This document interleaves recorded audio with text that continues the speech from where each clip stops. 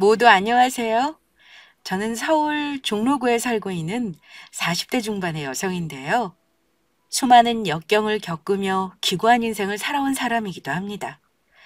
독하디 독한 시모에게 모진 시집살이를 당하다 하나밖에 없는 딸과 함께 바란남 남편에게 버림받았으니까요. 전부 지나간 일이지만 그때의 시간을 떠올리면 제가 어떻게 그 힘든 시간을 견뎌왔을까 하는 생각도 듭니다. 그때는 남편과 이혼한 후 앞으로 딸아이를 데리고 뭘 해먹고 사나 걱정하며 앞길이 막막했었는데 지금 생각하면 그런 인간 같지도 않은 놈과 이혼하길 정말 잘했단 생각입니다. 그렇지 않았다면 정말 전 나중에 아주 땅을 치고 후회했을 테니까요. 남편과 헤어지고 빛나는 저의 인생 2막이 시작되었으니까요. 남편과는 지인의 소개를 통해 만나 연애 결혼을 하게 되었는데요. 지인과 함께 있는 절 우연히 보게 된 남편이 저에게 첫눈에 반했다고 하더라고요. 그래서 지인을 졸라 저와 소개팅을 하게 되었고요. 사실 남편과 연애를 할 때만 해도 전 결혼까지 할 생각은 없었습니다. 그러나 저를 너무 사랑해주는 헌신적인 그의 모습에 마음을 고쳐먹게 되었던 것이죠. 왜냐하면 저는 아빠를 일찍 떠나보내고 홀레던 엄마가 계셨거든요. 엄마는 시장에서 작은 식당을 운영하시며 힘들게 저를 키워내셨습니다. 그런데 막상 그런 엄마를 두고 결혼을 하려니 마음에 걸리더라고요. 그런데 엄마는 그런 제 마음을 어떻게 아셨는지 아무 걱정하지 말고 그이와 결혼하라고 하더라고요. 엄마는 언젠가 저보다 일찍 떠날 사람이라고 그렇게 되면 세상에 저 혼자 남게 된다며 저에게도 평생을 함께 해줄 가족이 필요하다면서요. 저를 혼자 두고 엄마가 세상을 떠나게 된다면 그게 엄마에겐 더욱 큰 걱정이라고 하셨죠. 그래서 저도 생각을 바꾸어 그이와 결혼하기로 마음을 먹게 된 것입니다. 그런데 그이와 결혼을 약속하고 시어머니를 만나러 시댁에 인사를 드리러 갔을 때부터 그리 순탄하지는 못했습니다. 시아버지를 먼저 보내고 홀로 되신 건 시어머니도 마찬가지일 텐데 홀 어미에다 시장에서 식당 일을 하는 저의 엄마를 보고 마음에 들어하지 않으신 겁니다. 아빠도 없는 데다 가난한 집 딸이라면서요. 그런 시어머니 때문에 속상한 것이 이만저만 아니었습니다. 저희 집이 가난했던 것은 맞지만 전 누구보다 귀하게 키워진 딸이었거든요. 혹여나 아빠 없이 가난하게 컸다며 사람이 무시할까 봐 엄마는 절 부족함 없이 키우셨습니다. 우리 찬수가 좋다니까 허락은 한다만 나는 솔직히 너 마음에 안 든다. 그러니 결혼하면 우리 찬수랑 나한테 잘해야 한다? 알겠니? 네, 어머니. 부족하지만 열심히 노력할 테니 예쁘게 봐주세요. 엄마 또 그 소리야? 자꾸 그러면 나 엄마 안 본다고 했지? 나나 혜영이나 아빠 없이 큰 건 똑같은데 엄마 정말 옛날 사람처럼 왜 그래? 정말로 내 얼굴 안 보고 싶어? 알겠다, 알았어. 뭔 말을 못하겠네. 결혼 반대하면 지 엄마 얼굴이나 안 보겠다고 하기나 하고 저런 걸 자식이라고. 아휴. 저를 못마땅해 하는 시어머니를 보며 그이와의 결혼이 걱정되지 않은 건 아니었지만 그때는 남편이 워낙 저에게 잘했기에 안심했었습니다. 그이라면 믿고 결혼해도 될 것 같았죠. 시어머니와 무슨 일이라도 있을 것 같으면 늘 나서 막아주던 든든한 남편이었으니까요. 그리고 혹 우리 집 사정 때문에 시댁에 무시당할까 봐 저의 혼수며 예단이며 엄마가 신경 써서 해주셨거든요. 그래서인지 시어머니도 더는 저를 구박하거나 타박하지 않으셨습니다. 하지만 그것도 오래가지는 못하였죠. 남편과 결혼 후 단 한 번도 오지 않았던 저희 신혼집에 시어머니께서 처음 오게 되었는데 저희 신혼집에 들어서자마자 한다는 소리가 엄마 어서 와. 오는데 고생 많았지? 어머니 오셨어요? 아유, 냄새. 이게 다 무슨 냄새니? 어머니 오신다고 어제부터 그이랑 열심히 청소했는데 냄새라니요? 집안에서 웬 식당 반찬 냄새가 이리 진동하는지. 세아가, 너 혹시 너희 사돈댁 가게에서 반찬 얻어왔니? 아유, 지독해. 아우, 내 골치가 다 아프구나. 엄마 무슨 말이 그래? 처음으로 우리 신혼집에 와서 한다는 소리가 고작 그거야? 그리고 냄새는 무슨 냄새? 나는 하나도 안 나는데. 괜히 우리 혜영이한테 트집 잡으려고 그러는 거지? 앞으로 그럴 거면 우리 집에 찾아올 생각도 하지 마. 얘는 내가 뭐라 그랬다고 흥분해서 그러니? 알겠다. 앞으로는 그런 소리 안 하도록 조심하마. 그런데 너희는 같이 살아서 모르겠지만 나는 냄새를 안 난다고 할 수도 없고 나보고 어쩌라는 건지 모르겠다. 이젠 무서워서 무슨 말도 못하겠네. 시어머니가 저희 집에 방문한 것은 그날 딱 한 번뿐이었습니다. 이후에는 저희 집의 발길을 뚝 끊으셨죠. 그리고 저를 괴롭히는 시어머니에 대한 남편의 감시가 심해지자 시어머니는 남편이 없는 데서만 저를 괴롭히기 시작하더라고요. 어느 날 저를 시댁으로 부르시더라고요. 그때 저는 임신 초기라 무리하지 않도록 조심하던 때이기도 했습니다. 어머니, 갑자기 그게 무슨 말씀이세요? 집에 제사라니요? 나도 깜빡하고 있었는데 글쎄 오늘이 돌아가신 뒤 시할머니 제사지 뭐냐? 그러니까 내가 문자로 장 봐야 할 목록들 적어 보내줄 테니까 늦지 않도록 얼른 장 봐서 오도록 해라. 지금부터 준비하려면 시간이 촉박할 것 같구나. 찬수는 바쁠 테니까 괜히 일하는데 전화하지 말고 우리 둘이 알아서 잘 지내면 될 것 같다. 임신 초기라 조심해야 했지만 그 많은 제사 음식들을 시어머니 혼자 하게 할 수도 없고 저는 시어머니 말대로 급하게 장을 봐서 제사 음식을 준비하게 되었습니다. 그런데 시어머니는 제가 오자 갑자기 몸이 안 좋다며 저 혼자 그 많은 제사 음식을 만들게 하더라고요. 그래서 결국 저 혼자 시할머니 제사까지 지내고 집으로 오게 되었습니다. 늦은 밤 야근까지 하고 돌아온 남편은 시할머니 제사를 준비하느라 지쳐 누워있는 절 보며 걱정하며 묻더라고요. 그래서 시댁에 가 남편의 시할머니 제사를 지내고 왔다는 설명해 주었습니다. 뭐? 시할머니 제사라니? 우리 집 제사 같은 거 안 지내는데 그게 무슨 소리야? 그리고 할머니는 교회 다니셔서 당신 돌아가시고 제사 같은 거 지내지 말라고 신신당부하셨다고. 그게 무슨 소리야? 집에 제사가 없다니. 그러면 어머니께서 일부러 나 골탕 먹이려고 거짓말하셨단 소리야? 엄마 진짜 너무하네. 자기가 홀몸도 아니고 어떻게 거짓말까지 해서 그런 일을 시킬 수 있어? 내가 당장 엄마한테 다녀올 테니까 자기는 쉬고 있어. 이번만큼은 그냥 못 넘어가. 시어머니는 저한테 무슨 억까 심정인지 거짓말까지 해서 하지도 않아도 될 시집살이까지 시키신 겁니다. 그리고 남편이 이야기하면 그때뿐인지 시어머니는 계속해 저를 괴롭혔습니다. 일부러 배추를 많이 사 김장을 담그게 하는가 하면 사람들이 많은 앞에서 일부러 창피를 저 곤란하게 만들기까지 하였죠. 그때마다 남편이 저보다 더 화를 내며 막아줘 시어머니와 크게 싸운 적은 없지만 그때마다 시어머니와 점점 더 사이가 멀어졌던 건 사실이었습니다. 그리고 시어머니와 제가 기어이 사이가 틀어지는 사건이 벌어졌죠. 시어머니는 제가 아들이 아닌 딸을 낳았다고 아주 못마땅해 하셨는데 그게 어느 정도였냐면 딸아이가 태어난 날 꼴 보기 싫다며 아이 얼굴을 보러 오지 않을 정도였습니다. 그러던 어느 날 아이를 데리고 움직일 수 있는 시기가 되어 손녀 얼굴도 보여드릴 겸 전 친정엄마가 해준 김치를 싸고 시댁에 가게 되었습니다.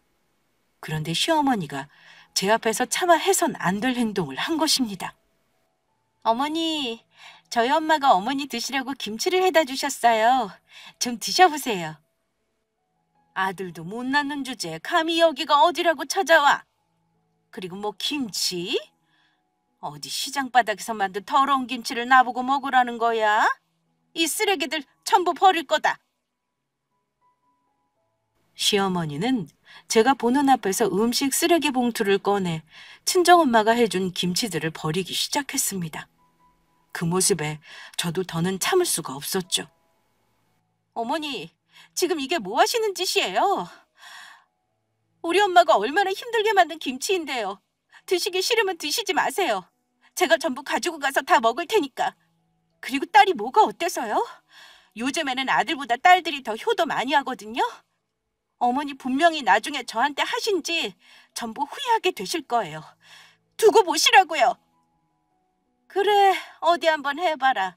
그러는 사람 치고 무서운 사람 하나 없더라. 너야말로 당장 내 집에서 나가.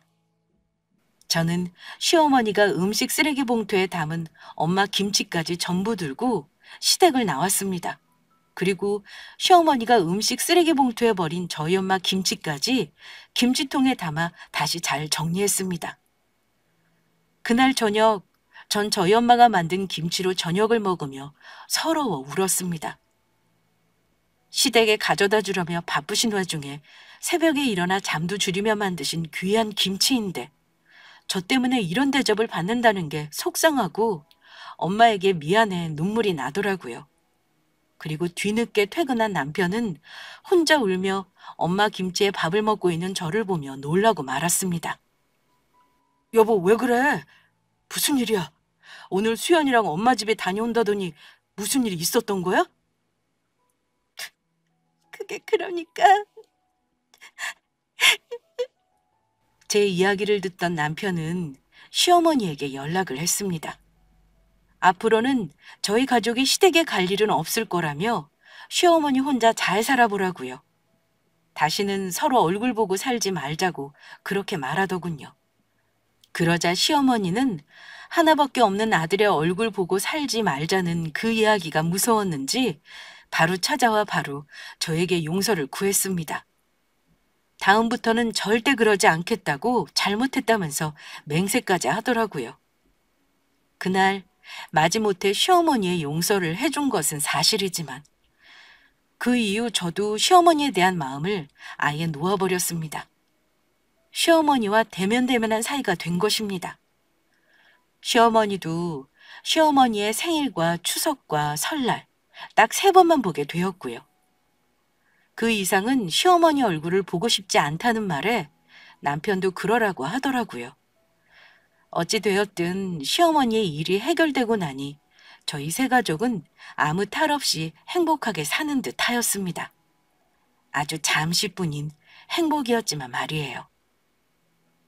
그러나 몇 년 후, 전 제 인생에서 2번 다시 없을 크나큰 배신이 당하게 되었습니다. 그것도 같이 한 이불을 덮고 살던 저희 남편에게서요. 딸아이가 초등학교에 들어갈 무렵 다정하기만 했던 남편은 다른 사람처럼 변해버린 것입니다. 저를 무시하며 막대하기 시작한 거죠. 게을러 빠져서는 매일 집에서 아무것도 안 하고 빈둥빈둥 놀기나 하고 당신도 좀 꾸미고 다니고 그래. 맨날 구질구질하게 같은 옷만 입고 다니지 말고 집안 살림하며 수연이 돌보랴 당신 뒷바라지 하랴 내가 그럴 시간이 어디 있어. 나는 뭐 좋아서 매일 같은 옷 입고 다니는 줄 알아? 나도 예쁘게 꾸미고 좋은 옷 입고 싶다고. 그래도 우리 가족 위해서 참고 사는 거라고. 내가 열심히 살고 아끼고 살아서 그 덕에 우리 아파트도 장만하고 한 거야. 웃기고 있네. 귀찮고 게을러서 그런 거지 핑계는. 솔직히 내 월급이 적은 것도 아니고 요즘 여자들은 그런다며. 남편 회사 보내고 지들은 친구들이랑 만나 맛있는 거 먹으러 다니고 백화점 가서 펑펑 돈이나 쓰고 다닌다고 하더라. 너도 그러는 거 아니냐? 아니면 혹시 나 몰래 친정에 돈 보내주고 있는 거 아니야? 정 그렇게 불만이면 괜한 의심하지 말고 당신이 어디 살림해봐. 내가 밖에서 돈 벌어올 테니까. 당신이 벌어오는 돈으로 우리 세 가족 살림하기도 빠듯해. 당신이 무슨 능력으로 밖에 나가 돈을 벌어. 그럴 능력은 되고? 당신처럼 다 늙어 능력 없는 아줌마를 누가 써준다고. 저와 딸아이밖에 모르던 남편의 갑작스레 변한 모습은 너무하다는 생각이 들 정도였습니다. 너무나 충격적이라 딸아이 몰래 혼자 울기도 했었죠. 그래도 참고 기다리려 했습니다. 그러면 남편도 예전에 좋은 남편으로 딸아이의 아빠로 돌아와 줄 거라 믿었습니다. 자식이라도 없다면 어쩌면 정말 갈라설 고민을 했을지도 모르겠지만 자식이 있으니 참을 수밖에 없게 되더라고요. 그런데 얼마 지나지 않아 남편 놈이 그렇게 딴 사람처럼 변해버린 이유를 알게 되었죠. 남편이 저 몰래 바람을 피우고 있었던 것입니다. 남편의 행동이 이상해 의심하던 중이었는데 그이가 퇴근하고 씻으러 욕실에 들어간 사이 문자가 와서 우연히 확인하게 되었던 것입니다. 문자는 다름 아닌 남편과 바람난 상간녀에게 온 것이었습니다. 저는 남편의 핸드폰 비밀번호를 알고 있었기에 바로 그 자리에서 풀어 그동안 남편이 상간녀와 주고받은 문자와 사진들을 확인할 수 있었고 저희 부부는 그날 한바탕 싸움을 벌였습니다. 하지만 바람 피운 사실을 들킨 남편은 저에게 미안해하기는커녕 제 앞에 아주 당당했습니다. 그날 남편은 짐을 싸 바로 시댁으로 가버렸습니다. 도리어 바람 피운 게 저한테 들통이나 아주 잘 되었단 사람처럼요. 그리고 바로 시어머니한테서 연락이 오더라고요. 네가 우리 찬수 때렸니? 니까짓 게 뭔데 우리 아들을 때려? 잘생긴 우리 아들 얼굴이나 망가뜨리고 그러고도 네가 사람이냐? 그동안 찬수가 말려서 가만히 있었더니 네가 아주 나한테 죽고 싶어서 환장했구나. 이 근본도 없는 것. 어머니는 그이가 한 행동을 보고도 그런 말씀이 나오세요? 그 사람 저 몰래 다른 여자랑 바람 피웠다고요. 가정 있는 사람이 그래도 되는 거예요? 남자가 사회생활 하다 보면 그럴 수도 있지. 그게 무슨 큰일이라고 이 짓거리야? 내 아들 돈으로 편하게 먹고 사는 것이 뭘 잘했다고 어디서 큰 소리야. 이 은혜도 모르는 배은망덕한 것. 아무리 자기 자식이라지만 바람 피운 남편 편을 든 시어머니를 보며 참으로 기가 막혔습니다. 그리고 그이가 그토록 양심 없이 행동할 수 있었는지 알겠더라고요. 그동안 저와 살 때는 본색을 드러나지 않아 몰랐을 뿐이지 시어머니가 그리 되도록 개념 없이 키워놨던 것입니다. 그런데 얼마 지나지 않아 전 더 어이없는 사실을 알게 되었습니다. 시어머니가 그토록 남편의 편을 든 이유가 있더라고요. 남편이 소개해 시어머니는 이미 저 몰래 상간녀와 인사까지 나눈 사이였던 것입니다. 시어머니는 일부러 저의 화를 돋구려고 하는 건지 그 사실을 직접 저에게 전화해 알려주기까지 하더라고요. 남편과 바람을 피우는 상간녀는 제법 장사가 잘 되는 식당을 운영하고 있었던지 남편이 돈 잘 버는 여자를 만난다고 아주 좋아했습니다. 저희 엄마가 식당을 한다고 했을 때는 무시하더니 매우 다른 반응이었죠. 그 상간녀를 제 앞에서 추켜 세우기까지 했으니까요. 집에서 남편이 벌어다 준 돈이나 쓰며 살림이다 하던 네가 뭘 알겠냐만. 지금 찬수가 만나는 여자는 너랑은 아주 딴판이더구나. 성공한 사람이라 그런지 몰라도 나한테 거금 100만 원을 용돈 쓰라며 주더구나. 비싼 물건도 아무렇지 않게 턱턱 선물해주고 아주 통이 큰 게 싹싹하니 마음에 들어. 어머니, 지금 그 여자랑 만나기까지 하신 거예요? 그이랑 바람난 여자를요? 그래, 만났다. 우리 아들이 좋아하는 여자라는데 내가 좀 만나면 안 되니? 그이나 어머니나 정말 뻔뻔하시네요. 하다못해 짐승들도 어머니나 그이처럼은 안 굴 거라고요. 뭐? 지금 짐승이라고 했니? 네, 짐승이라고 했습니다. 그이랑 어머니가 하시는 행동이 딱 수준이라 그렇게 말씀드렸어요. 왜요? 정 그렇게 싫으면 네가 우리 아들을 떠나면 되는 거 아니냐? 너희들 당장 갈라서란 소리다. 나도 네 목소리 듣는 거 아주 징그러우니까 너 만날 때마다 네 몸에서 나는 싸구려 식당 반찬 때문에 아주 코가 썩는 것 같아. 그리고 시어머니와 전화를 끊은 그날 저녁, 남편에게 한 통의 문자가 왔습니다. 우리 이혼하자.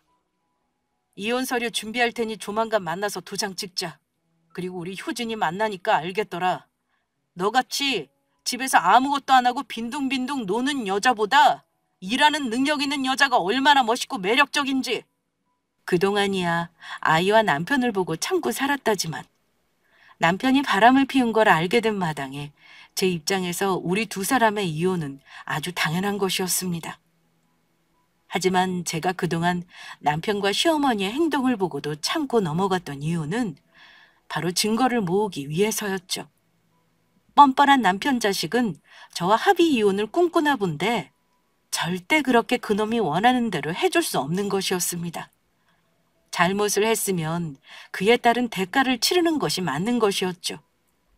그래서 전 남편에게 법적으로 소송을 걸어 이혼을 하고 남편과 이혼녀에게 위자료까지 제대로 톡톡히 받아낼 생각이었습니다.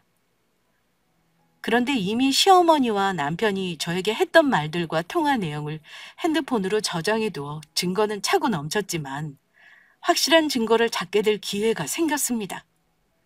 시댁에 남편과 상간녀가 같이 있다는 소식이었죠. 시댁 동네 근처에 제 친구가 살고 있었는데 저희 시댁으로 남편과 어떤 여자가 들어가는 모습을 우연히 보게 되었다는 것입니다. 시댁의 남편과 찾아갈 여자는 상간녀밖에 없었고 그 소식에 저는 바로 시댁으로 달려갔습니다. 증거를 찾기 위해서도 있었지만 아직 이혼도 하지 않는 저를 두고 남편이 상간녀를 시댁에 데리고 갔단 소리에 머리 끝까지 화가 났었습니다. 그리고 저의 벨소리에 문을 열어둔 시어머니를 지나쳐 거실로 가보니 상간녀와 웃으며 과일을 먹고 있는 남편의 면상이 보이더라고요. 저는 남편의 면상을 보자마자 바로 그이와 상간녀에게 달려들었죠. 이 개만도 못한 것들아! 그리고 남편을 집중적으로 패주었습니다. 그러자 시어머니와 상간녀는 저를 말리며 때리더라고요. 그래서 저도 지지 않고 시모와 상간녀에게 뺨까지 차례대로 갈겨주었습니다. 몸싸움이 끝난 뒤 어느 정도 상황이 정리되자 상간녀가 저를 향해 아주 당당하게 이야기하더군요. 저 그이 많이 사랑해요. 그러니까 이만 물러나 주시죠. 나도 너 같은 며느리 필요 없다.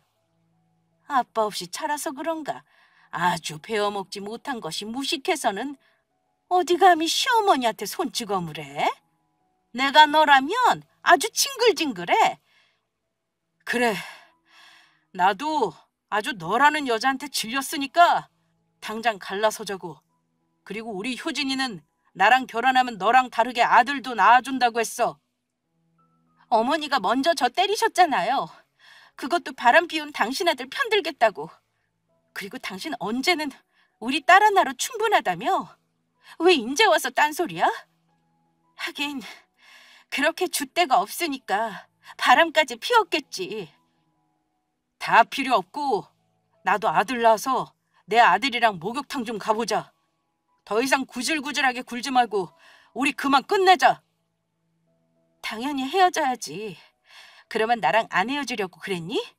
인성 쓰레기에 답 없는 시모에 너 같은 더러운 놈이랑 내가 뭐하러 아쉬워서 계속 같이 사니?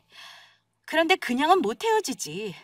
내가 상처받은 만큼 법적으로 소송 걸어서 내 놈이랑 상간녀한테 위자료까지 전부 받아내고 이혼할 거야. 남편을 향해 말을 마친 저는 상간녀에게도 한마디 해주었죠. 지금 아무리 시어머니와 남편에게 잘한다고 해도 시어머니에게 선물 공세까지 하며 다 늙은 중년 남자에게 붙어있는 여자라니 그 의도야 뻔한 것이니까요. 그리고 너 정신 차리는 게 좋을 거야. 이 볼 것 없는 놈한테 뭐라도 떨어질 거 있나 해서 붙어있나 본데 이놈 생각보다 가진 돈도 별로 없거든? 그나마 나랑 살아서 이만큼 살 수 있었던 거라고. 제가 무슨 돈 보고 그이 만난 줄 아세요? 돈이라면 저도 있어요. 저 그이 진심으로 사랑한다고요. 독한 것이 그냥 헤어질 생각 안 하고 끝까지 우리 아들 베껴 먹으려고? 시장에서 식당이나 하는 지 엄마 닮아서 그런지 천박하기 짝이 없어. 천박한 건 바로 당신들이겠지. 얼마나 개념 없고 무식하면 바람 피운 아들 편이나 들고 당당히 하는 그 아들놈이나 애미나 아주 똑같이 천박해. 나야말로 더러운 너희 같은 것들이랑 상종하기 싫어서 이만 꺼져줄 테니까 어디 얼마나 잘 먹고 잘 사는지 두고 보자. 하지만 더 경악스러웠던 것은 시댁의 현관문을 열고 나가려는 나를 향해 이야기하는 남편 자식의 말이었습니다. 아, 그리고 수연이는 당신이 데려가서 키워. 나는 수연이 데리고 살 마음 없으니까. 나 재혼하게 되면 새 살림 차려야 하는데 우리 새로운 가정에 이혼한 전초딸이랑 같이 살 수는 없잖아? 나 우리 효진이랑 새롭게 다시 시작하고 싶다고. 안 그래도 우리 딸 내가 데려가려고 그랬다. 소중한 우리 수연이 너 같은 쓰레기놈한테 절대 맡길 수 없으니까. 네 놈한테 맡겼다가 우리 수연이 인생까지 망치려고? 너 같은 놈은 우리 수연이 아빠 될 자격도 없어. 우리 수연이를 당신 딸로 두기에는 아깝다고. 결국 전 남편과 이혼을 하게 되었고 위자료와 재산 분할까지 전부 받아냈습니다. 그리고 딸아이의 손을 잡고 엄마가 있는 친정으로 가게 되었습니다. 그런 절 보며 엄마는 제 손을 잡더니 한동안 말없이 저를 꼭 안아주었습니다. 그런 엄마 품에서 저는 펑펑 울었죠. 아무 걱정하지 마. 내가 우리 딸이랑 손이 하나 못 먹여 살릴까 봐? 엄마 식당 제법 장사도 잘 된다? 그러니까 앞으로 우리 힘내서 살아보자. 엄마. 그 후 저는 엄마 밑에서 식당 일을 도우며 일을 배우기 시작했습니다. 딸아이를 위해서라도 악착같이 살아야겠다는 생각뿐이었죠. 열심히 일에 성공해 누구보다 잘 살게 되는 것이 남편과 시어머니를 향한 최고의 복수라고 생각했으니까요. 그런 놈을 만나 결혼을 하게 된 것은 인생에서 가장 후회되는 일이지만 하나밖에 없는 예쁜 딸아이를 낳게 된 것은 인생에 둘도 없는 선물이란 생각이었기에 과거를 생각하며 후회하기보다 앞을 보며 열심히 살아보기로 한 것입니다. 그렇게 6년이란 시간이 흘렀고 갖은 고생 끝에 저는 성공이란 것을 손에 쥘 수 있었습니다. 전 유명 인사들까지 찾아와 밥을 먹는 고급 한정식 집의 대표가 되어 있었으니까요. 다행히 엄마 식당 일은 제 적성에 맞았고 손마디가 굵어지며 억세졌지만 엄마와 함께하니 힘들다는 생각도 전혀 들지 않았습니다. 딸아이도 곁에서 제가 고생하는 것을 보고 자라서인지 말썽 없이 잘 커주었고요. 엄마는 김치를 정말 맛있게 잘 담그셨는데 맛있다는 소문이 나서인지 간혹 식당으로 김치를 사러 오시는 손님들이 계셨습니다. 그것을 보고 저는 엄마에게 김치를 만들어 본격적으로 팔아보자고 권유를 했고 엄마 식당에서 김치를 팔며 장사를 하다 인터넷 판매까지 하게 되었죠. 그러다 나중에는 가게를 넓혀 김치를 만드는 직원까지 두게 되었고 잘 사는 사모님들까지 저희 가게로 직접 찾아와 김치를 주문하게 되었습니다. 저한테 그런 사업수단이 있는지 몰랐지만 엄마와 저는 점점 더 큰 돈을 만지며 번 돈이 감당할 수 없을 정도가 되었습니다. 그리고 결국 엄마와 저는 꿈을 이루게 되었죠. 나중에 큰 식당을 여는 게 꿈이었는데 열심히 김치와 음식들을 연구해 엄마와 그동안 모아둔 돈으로 김치를 모티브로 한 고급 한정식 집을 열게 된 것입니다. 저희 집 가게 상호를 직접 밝힐 수는 없지만 저와 엄마는 그간의 고생을 보상받듯 큰 성공을 이루게 되었습니다. 고객님들이 가장 좋아하시는 메뉴 중에 하나는 식사 마지막에 나오는 김치말이 국수였는데 엄마가 시장에서 식당을 할 때부터 잘 나가던 인기 메뉴를 고급화시킨 버전이었습니다. 이렇게 말하면 웃기지만 남편이 바람 피워 이혼한 덕에 이루게 된 성공이기도 했습니다. 그런 쓰레기 놈이 더 늦기 전에 본색을 드러내주어 아주 고맙다는 마음이 들 정도였으니까요. 그리고 더는 과거의 시모와 남편 일을 떠올려도 아무렇지 않게 되었습니다. 그런데 어느 날 그런 과거 일을 떠올리게 되는 사건이 저에게 벌어지고 말았습니다. 아니, 더욱 정확히 말하자면 생각지도 못하게 제가 당했던 일에 대해 제대로 된 복수를 할 기회가 생기고 만 것입니다. 바쁘던 식당 일이 더욱 바빠지며 새로운 직원을 뽑게 되었는데 저희 가게가 다른 곳보다 대우가 좋다 보니 소문이나 다른 곳에 비해 지원자가 많은 편이었습니다. 물론 그중에는 저희 식당 일을 배우고 싶어 찾아오는 사람들도 있었지만요.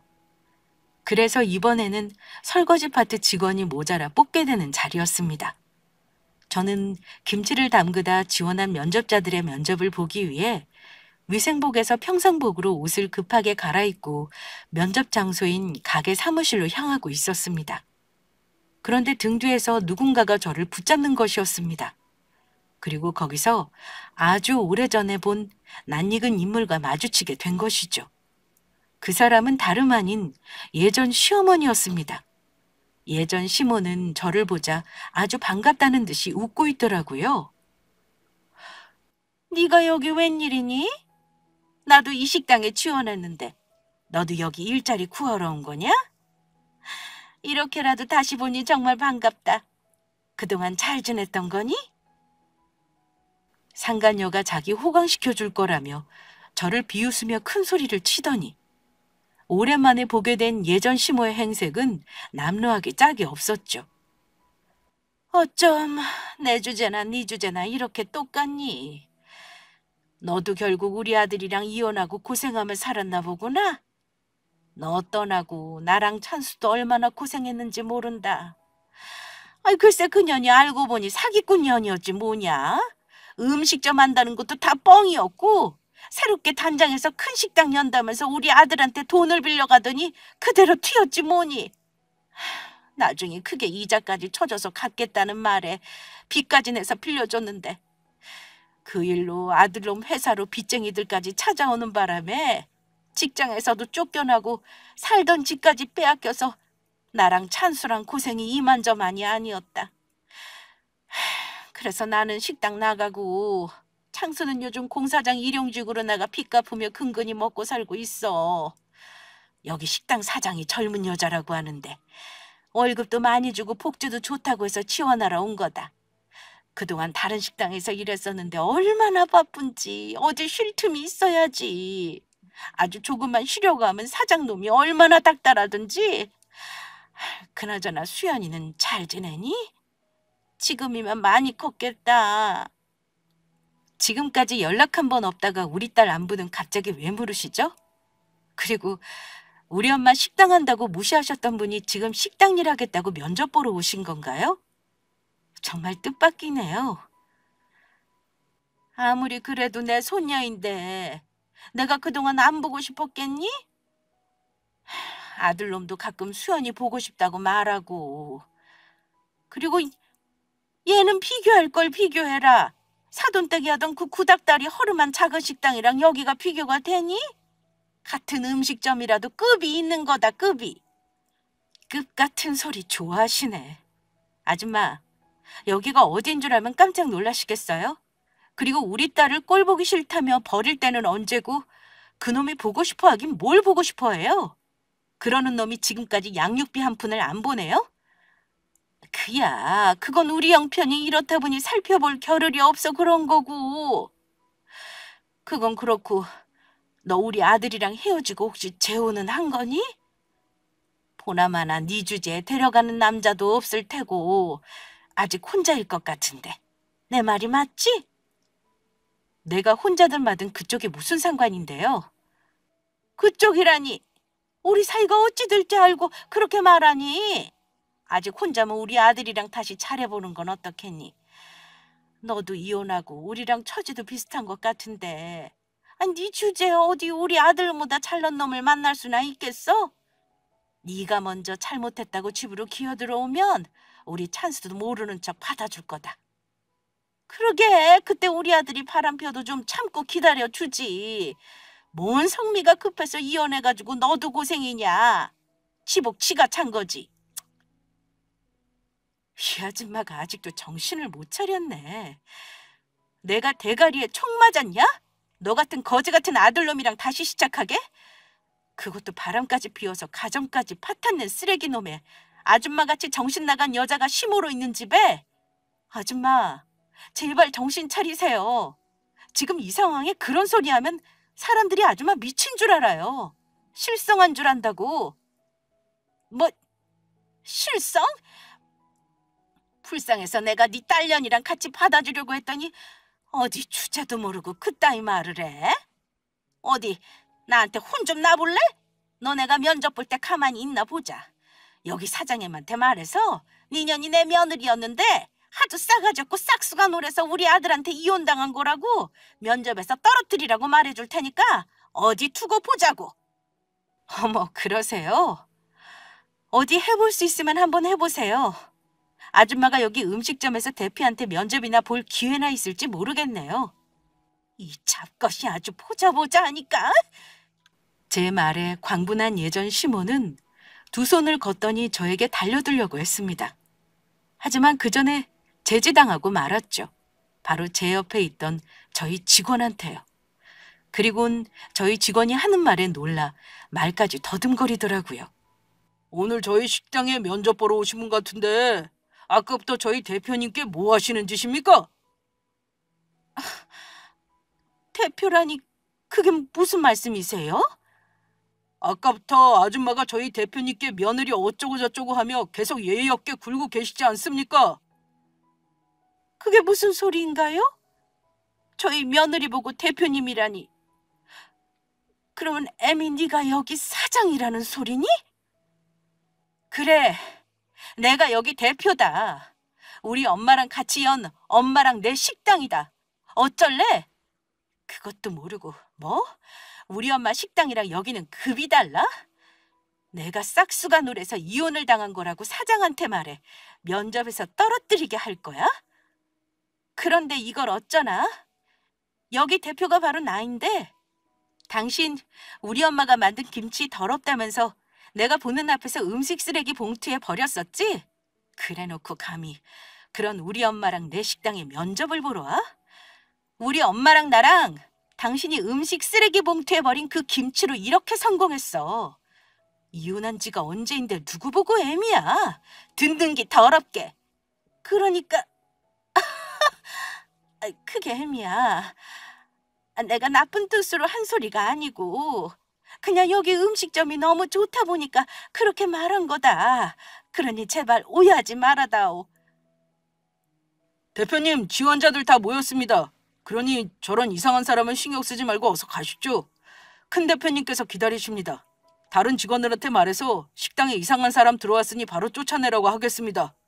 아가, 안 된다. 이렇게 무릎 꿇고 빌 테니 제발 나 여기서 일 좀 하게 해다오.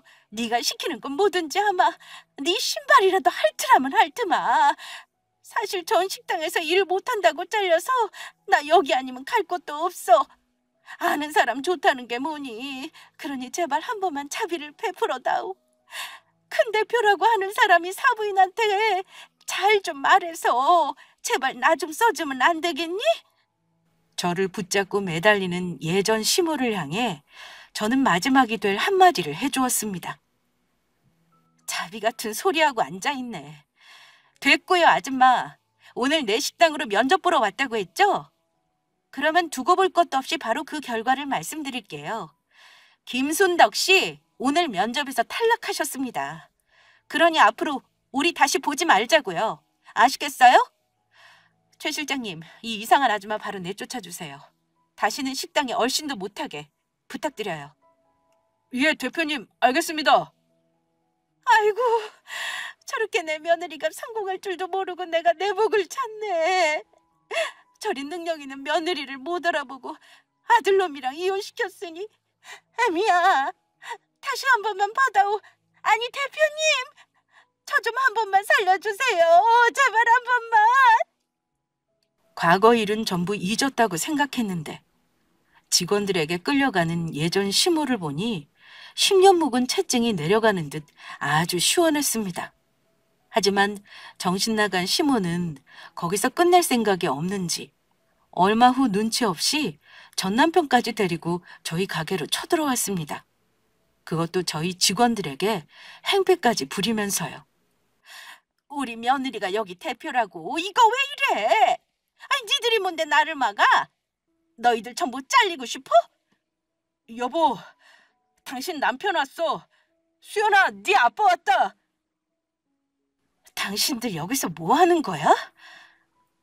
여보, 내가 잘못했어. 우리 앞으로 다시 잘해보자. 당신 이렇게 잘 될 줄 알았으면 나 그런 이상한 여자랑 바람 같은 거 안 피웠다고. 그래, 애미야. 어차피 너도 혼자고 우리 찬수도 혼자니 서로 다시 잘해보자꾸나. 아이도 있는데 수연이를 생각해서라도 네가 이래선 안 되지 않니? 네 딸을 아빠 없는 아이로 키우고 싶어? 엄마 말이 맞아. 여보, 우리 수연이 생각해서라도 제발 우리 다시 시작하자. 그걸 아는 인간들이 나한테 그랬니? 바람난 상간녀 편들어주다가 쫄딱 망한 주제에 감히 어딜 찾아와서 행패야? 그런데 그때 우렁찬 목소리가 들려왔습니다. 예전 시모와 전 남편의 소란에 바로 저희 엄마가 나타난 것입니다. 이것들이 지금 우리 딸한테 뭐 하는 짓이야? 귀한 우리 딸이랑 소녀까지 버리고 울게 만들 때는 언제고 뻔뻔하게 여기서 어디라고 찾아와? 사부인 그러지 마시고 애미도 혼자니 우리 아들이랑 다시 시작할 수 있게 부탁 좀 드려요. 네, 장모님. 그러지 마시고 저 수연이 엄마랑 다시 시작할 수 있도록 잘 부탁드립니다. 저 아직 수연 엄마 사랑합니다. 아직 이 사람 못 잊었다고요. 우리 잘난 딸이 뭐가 아쉬워서 너희같이 글러먹은 것들이랑 다시 인연을 맺어? 우리 딸 이혼했어도 여기저기서 며느리 삼고 싶다고 서로 소개시켜달라고 아주 난리인데 주제도 모르고 감히 누굴 넘봐? 내 딸은 세상에서 제일 귀한 내 목숨보다 소중한 하나밖에 없는 보물이라고. 알아 이것들아? 니들이 오늘 아주 잘 만났다. 내가 아주 니들 다시 만날 날을 벼르고 있었는데 니들도 우리 딸 눈물 흘린 만큼 아주 어디 짠내나게 다시 당해봐. 엄마는 그렇게 말하며 손에 들고 있던 배추를 절여놨던 소금물이 든 양동이를 시모와 남편에게 끼얹어 버렸습니다. 니들이 그런 귀한 딸은 똥물에 빠지게 하겠냐? 이 썩은 내 나는 똥물도 아까운 것들아. 에라 이거나 처먹어라. 예전 시모와 전 남편은 홀딱 젖은 채 직원들에게 끌려 쫓겨났습니다. 그리고 다시 한번 찾아왔다가는 영업방해를 신고하겠다는 엄마의 말에 겁을 먹었는지 그 뒤로는 찾아오지 않더라고요. 다음에 다시 찾아올 때는 엄마가 태양 쪽 고춧가루를 섞은 물을 끼얹어 버릴 거라고 했거든요. 엄마가 그렇게 직접 예전 시모와 전 남편을 혼내주자 얼마나 든든했는지 모릅니다. 그동안 쌓였던 오랜 서름까지 전부 씻겨나가는 듯 했죠. 시모와 남편이 떠난 후 얼마 지나지 않아 남편의 아는 지인을 통해 들은 소식에 의하며 저희 엄마한테 그렇게 혼이 나고 갔던 시모와 남편은 서로 된통 싸웠다고 합니다. 서로 잘 못해서 돈 잘 버는 성공한 며느리를 놓쳤다고요. 그렇다고 따로 떨어져 살 형편도 안 되니 월세로 사는 반지하에서 남남처럼 지내고 있다고 합니다. 악하게 살다 결국 본인 인생을 최악으로 몰고 간 두 사람이었죠. 초등학생이던 딸아이는 이젠 중학생이 되어 고생한 엄마 호강시켜주겠다며 열심히 공부하고 있습니다. 그런데 영 공부에는 소질이 없는지 성적이 노력한 것에 비해 나오지 않더라고요.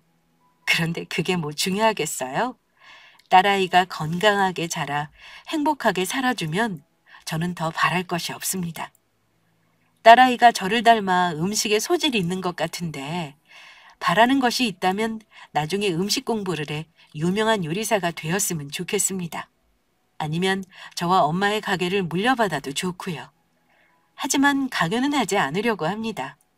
딸아이에게도 딸아이의 인생이 있으니 딸아이의 길을 곁에서 지켜보며 응원해 주려고 해요. 저희 엄마가 저한테 그랬던 것처럼요.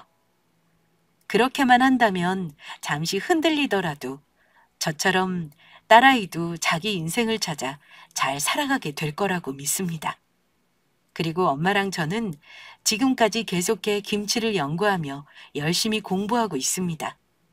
식당에 내놓을 김치를 재료로 한 여러 요리도 계속 개발 중이고요.